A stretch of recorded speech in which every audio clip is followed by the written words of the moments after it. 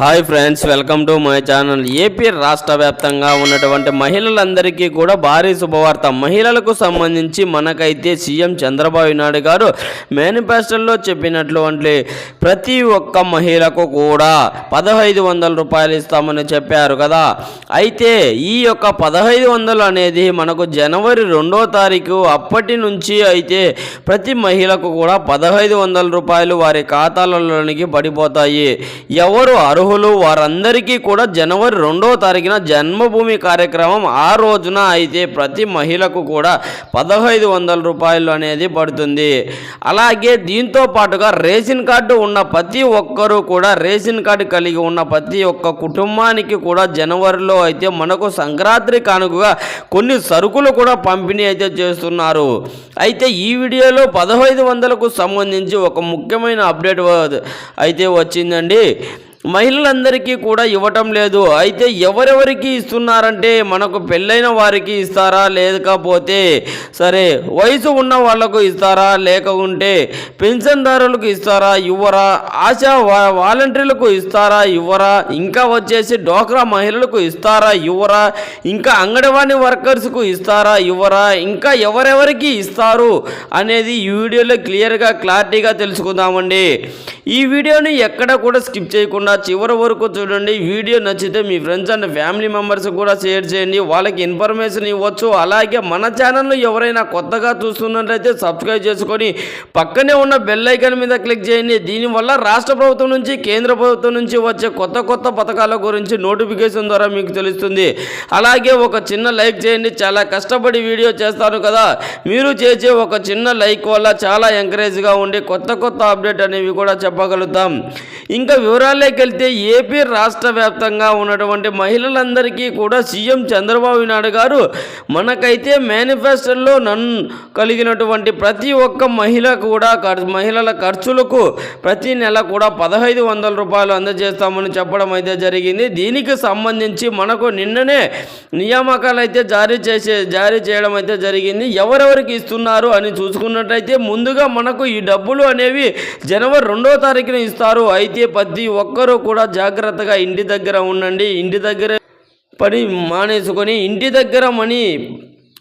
మానేసుకొని ఉంటే విలేజ్లో కనుక అంటే మీ గ్రామానికి కనుక సచివాలయం వాళ్ళు వచ్చినట్లయితే సచివాలయం వాళ్ళు వచ్చి మీ డేటా మొత్తం కలెక్ట్ చేసుకొని అంటే తమ్ముడు ఇవన్నీ కూడా ప్రతి ఒక్కరు కూడా వెంటనే తమ్మునేను పెట్టి ప్రతి ఒక్కరు కూడా బయోడేటా అంతా కూడా ప్రభుత్వం తీసుకొని దీనికి ఎవరు అర్హులు ఎవరు అనర్హులు కారు అని చెప్పేసి మొత్తం కూడా చెక్ చేస్తారు.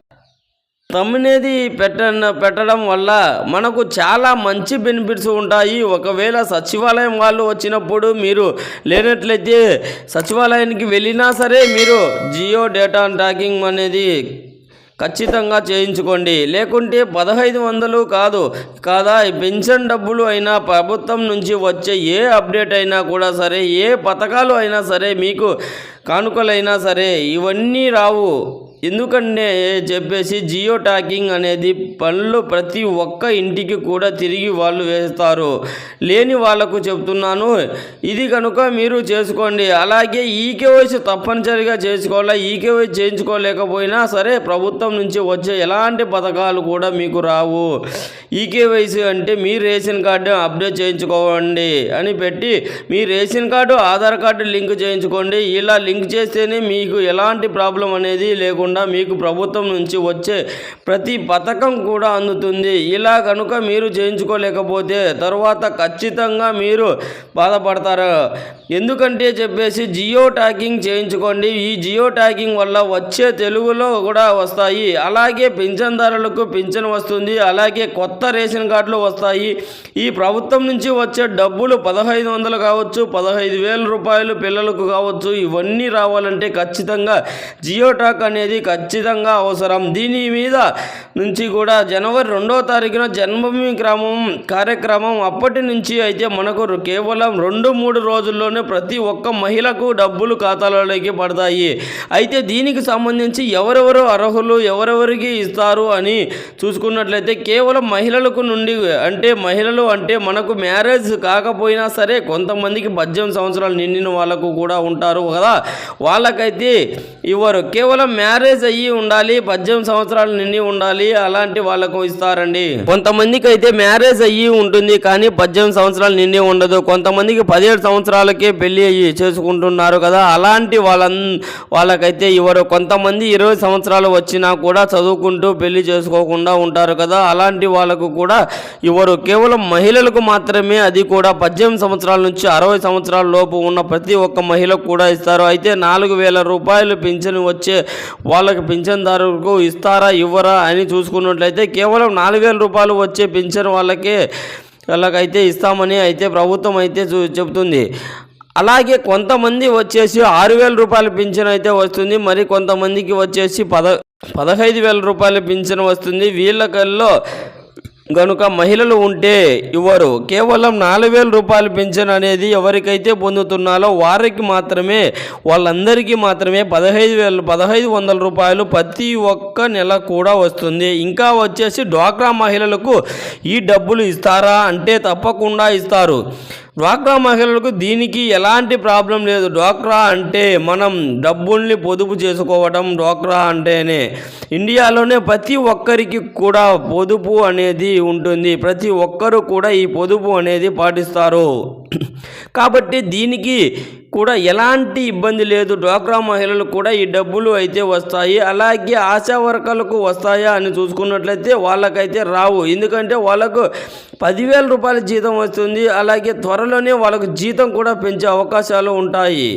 అయితే వాళ్ళకు గవర్నమెంట్ ఉద్యోగాలు కాబట్టి అందుకని వాళ్ళకి వచ్చేసి వాళ్ళకైతే రావండి. అలాగే అంగన్వాడీ వర్కర్స్కు వస్తాయా చూసుకున్నట్లయితే అంగన్వాడీ టీచర్లకు 10,000కు పైన శాలరీ వస్తుంది కాబట్టి వాళ్ళకైతే కూడా రావు. ఇంకా వీటి గురించి చూసుకున్నట్లయితే వాళ్ళకు వచ్చి 7,000 రూపాయల జీతం కాబట్టి వాళ్ళకైతే వస్తుందా రాదా అనేది త్వరలోనే క్లారిటీ అయితే ప్రభుత్వం ఇదే క్లారిటీ ఇస్తానని చెబుతుందన్నమాట. 15,000 రూపాయలకు సంబంధించి అయితే జియో ట్యాగింగ్, ఈకేవైసీ ఇవి రెండు మాత్రం కంపల్సరీగా చేయించుకోండి. మీరు చేయించుకోకపోతే మీకైతే రావు. ఈ 15,000 రూపాయలు కాదు, ప్రభుత్వం ఇప్పటి వరకు ఎన్ని పథకాలు ఇస్తామన్నా కూడా ఇవన్నీ కూడా రావు.